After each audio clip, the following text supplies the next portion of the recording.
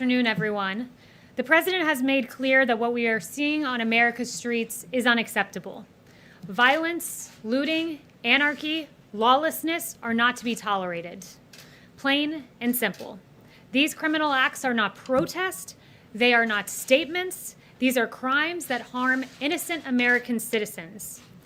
The First Amendment guarantees the right of the people to peaceably assemble. What we saw last night in Washington and across the country was not that. To that end, President Trump is demanding action to protect American citizens, to protect American businesses. 17,000 National Guard are deployed in 24 states, but according to General Milley, only 2 states have deployed more than 1,000. There are 350,000 National Guard available overall, and for the lawlessness we are seeing, far more needs to be done. Governors across the country must act, deploy the National Guard as it's fit, and protect American communities. As President Trump has said repeatedly, it's very important that we have peaceful protesters and support the right of peaceful protesters, but we cannot allow a situation like what happened in Minneapolis to descend further into lawless anarchy and chaos. And we understand that very well. And with that, I'll take questions. Yes. To your point, the country is in crisis. There's a global pandemic that has claimed more than 100,000 lives. At least 40 million people are unemployed. There are now protests and racial tension ripping apart many cities.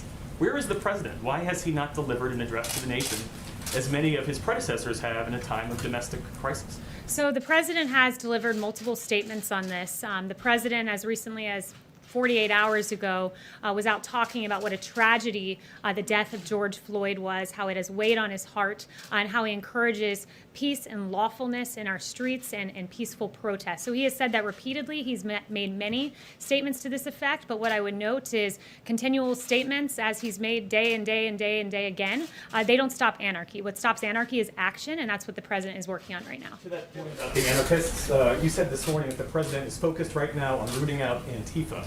George Floyd did not die in Antifa custody. He died in police custody. What's the president doing to reform policing tactics and excessive use of force by police? Yeah, so it's an important question for sure. And this president, if you look at the actions his DOJ has taken, there's a civil rights investigation into the death of Ahmaud Arbery. There's a civil rights investigation into the death of George Floyd. It is a tragedy what we saw. I mentioned to you that the president was extremely upset when he saw that video.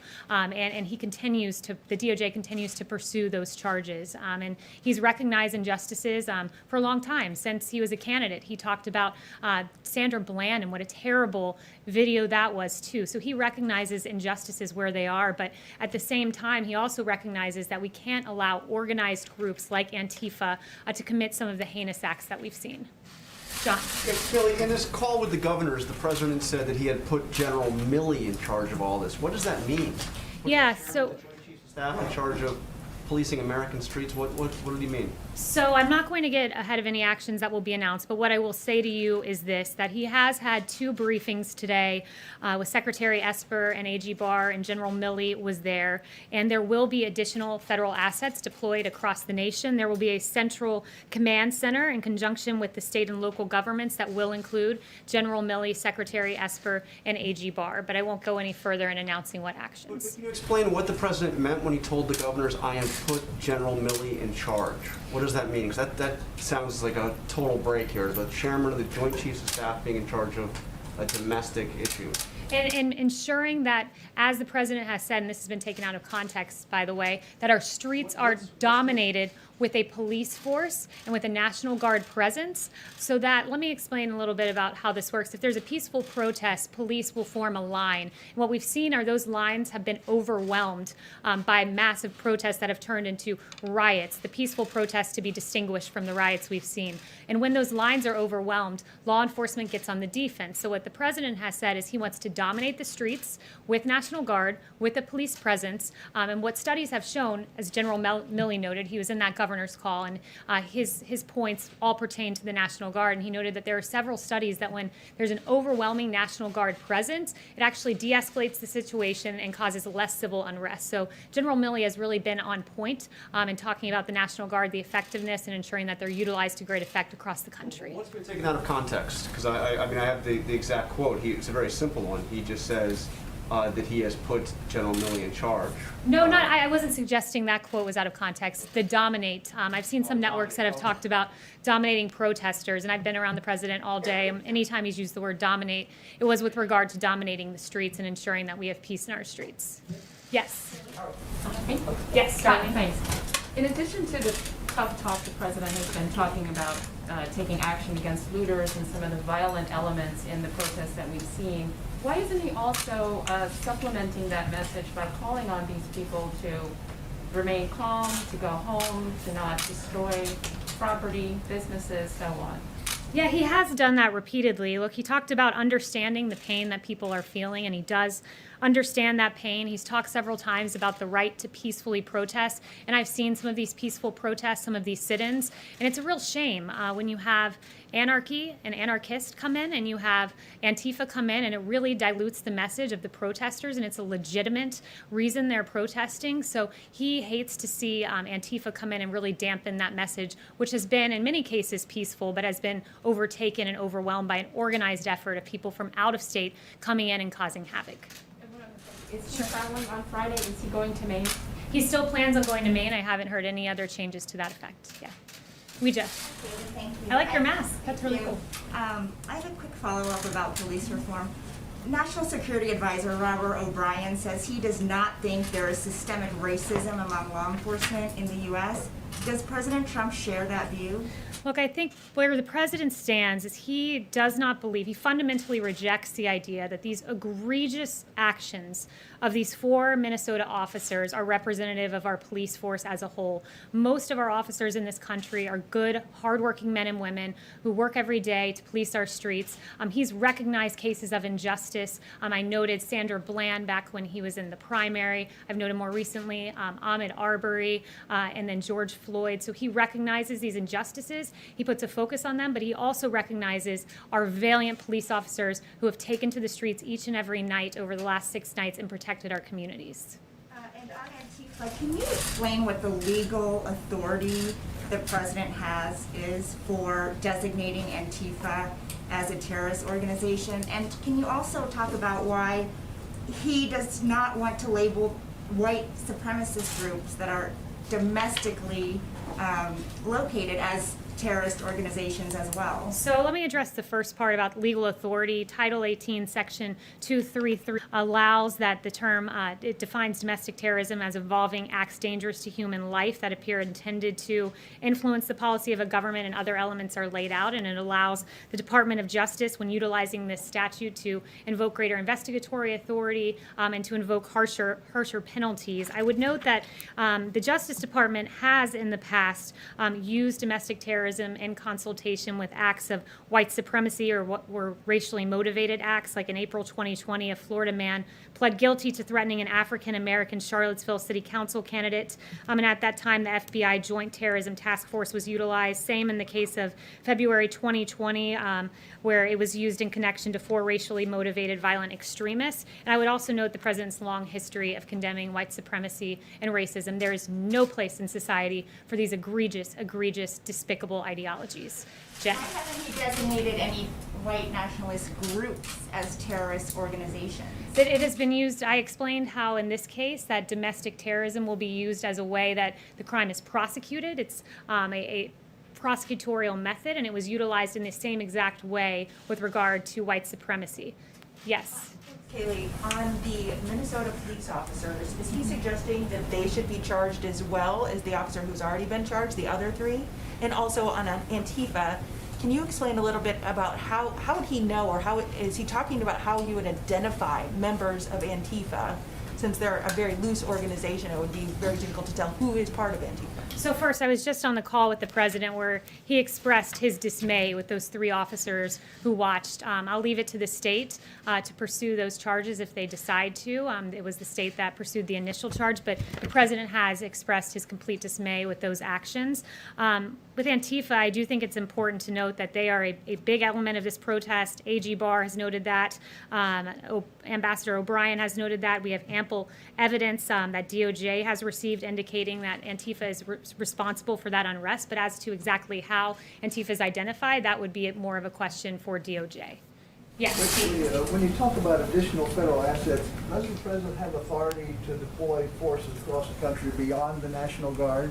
He does, and look, we're looking at every tool in the federal toolkit available to us. You know, ideally, this would have been resolved at the state level. The states, after all, have the police power embedded in the 10th Amendment, and it is their responsibility to patrol their streets. But you're right to say that there are many federal authorities, including the one you cited, available to us. Did you bring this up with the governors in the phone call today? The focus of the call with the governors was really the National Guard, not that specific tool in the toolkit that you mentioned, but the National Guard and how it should be utilized much stronger than it's currently being utilized. Yes, I will go to, let's see, Jeff. Okay, thanks. Following up on what John was asking earlier, Governor Whitmer, she said she found the president's call today deeply disturbing, and she said the president told the governors they need to put it down or they would be overridden. So what, I mean, is there a specific authority he's using? Because as you know, Posse Comitatus really prevents the use of the army to put down domestic insurrection of any kind. Yeah, I don't know why Governor Whitmer would be dismayed at the president telling governors to do their job. It is their responsibility to police their streets. They have the police power embedded in the Constitution. They have quite clearly, many of them, failed to do their job. Look at the scenes we have seen. And it's gotten to the point where today the president has said, enough is enough. You know, there are tools I can use, namely deploying National Guard, many others that Steve cited one, the Insurrection Act. It's one of the tools available. Whether the president decides to pursue that, that's his prerogative. Right now, we're looking at a focus on the National Guard. That's where it currently stands. And, you know, there's a distinction between the National Guard and military forces in the street, I would note. The National Guard are the friends and neighbors in these communities who are used, and as I noted, the study from General Milley, used to great effect when they are deployed. So the focus of the call was the National Guard, encouraging the deployment, far more than the 17,000 out there, and utilizing them this evening, certainly. Would you like to see 100,000 National Guard on the street or 200,000 right now? I won't put a number on it. I think it's incumbent on governors to look at the situation. You know, a case in Texas might not merit the same thing as, you know, New York City. So he's encouraging the governors to up those levels, but there's not a specific number that he has in mind. David. Haley, there is a perception that the president is hiding in the bunker on the racial protest issue. He was literally put in the bunker on Friday night by the Secret Service. I mean, would you agree that he is hiding out on this issue, and is that a good posture to be in? I would not agree with that at all. Look, I was on the phone with the president at least half a dozen times yesterday, and every time I talked to him, he was telling me about a different action he had taken, whether it was talking to a governor about this or a foreign leader about ventilators. This president has been leading. He met with generals yesterday. He's each and every moment taking another action to try to solve and resolve what we've seen in our streets where the governors have failed. He's stepped in. He's acting. He's hard at work. You've heard from him on this issue any number of times, and he's working because that's the job of the president, is to keep this country safe. Well, we haven't heard him on camera that much. Is he going to give some kind of speech or a specific event about, you know, all these disturbances in hundreds of cities?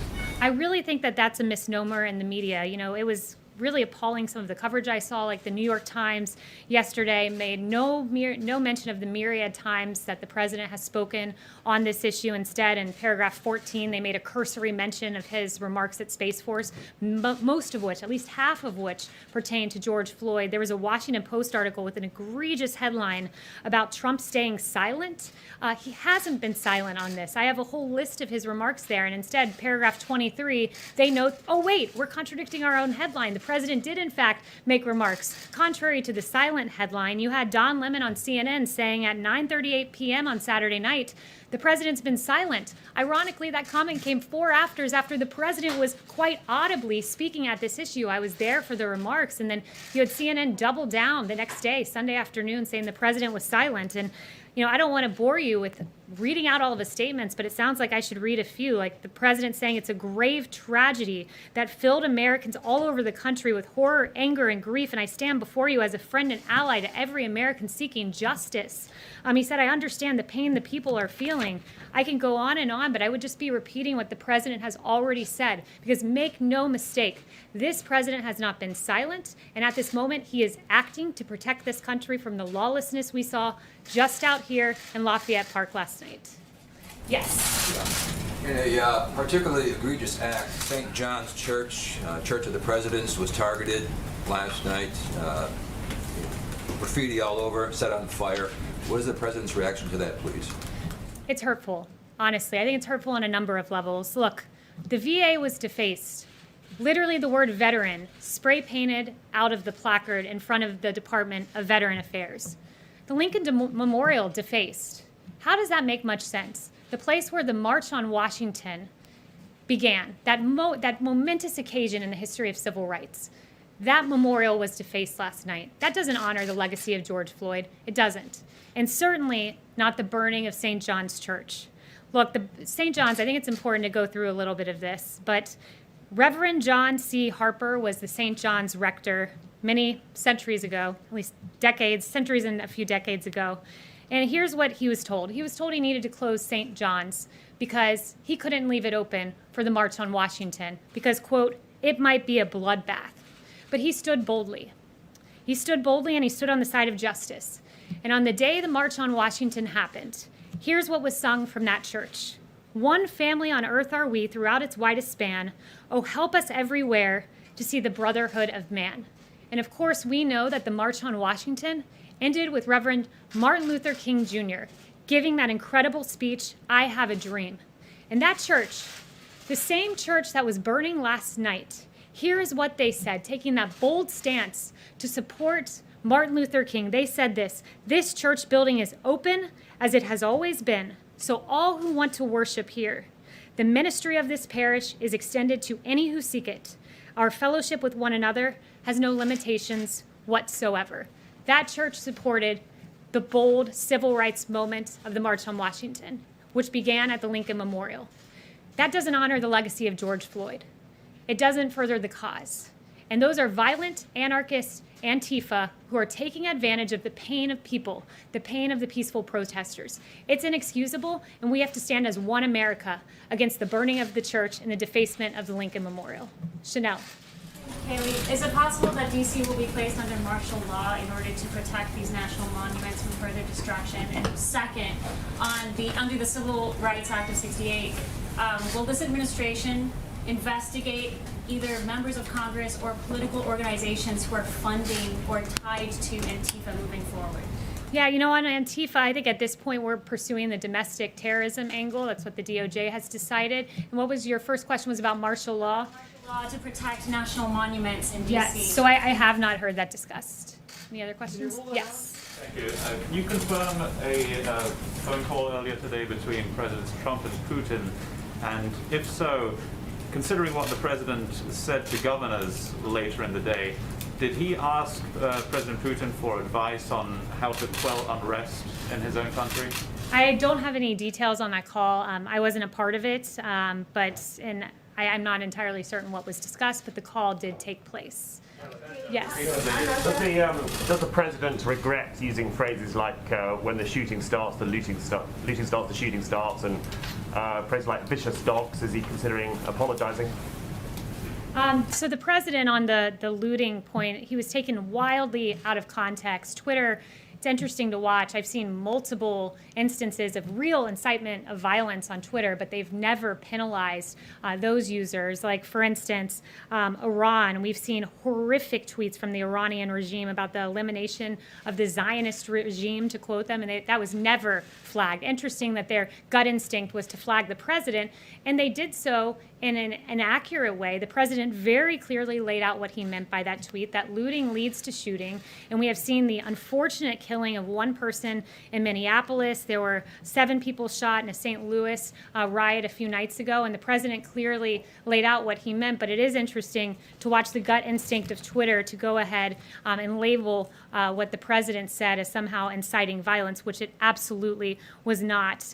But look, I want to say this. We cannot let violence and we cannot let looting and a few bad actors divide us as an American people. The American spirit is defined by love and mutual acceptance and kindness. And despite the horrific scenes we've seen play throughout the media, there's some things that we haven't seen. And I think it's important for the American people to see them. And Judd, I'm going to call for that soundbite now of some video that I think it's very important for us all to watch.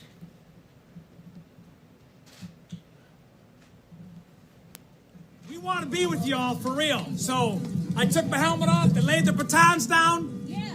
I want to make this a parade, not a protest. Let's walk.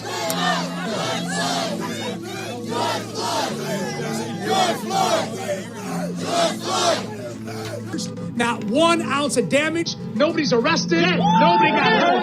This is the way it's supposed to be.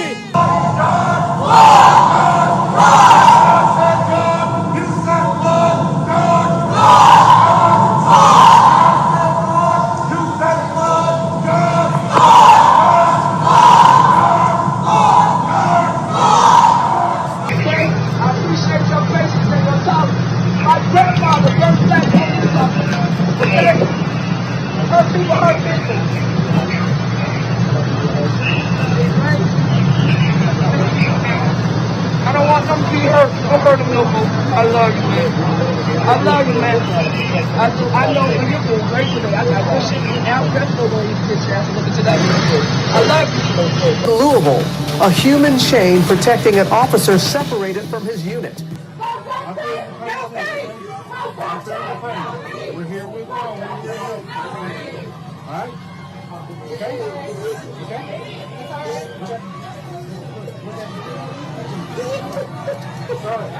We're all here together, okay? Across the country, we've seen examples of police protecting protesters and protesters embracing police, and it's been beautiful to watch, though those images have not been played all that often. And I just want to leave you with a quote from Martin Luther King Jr. that we must learn to live together as brothers, or we will perish together as fools. Thank you.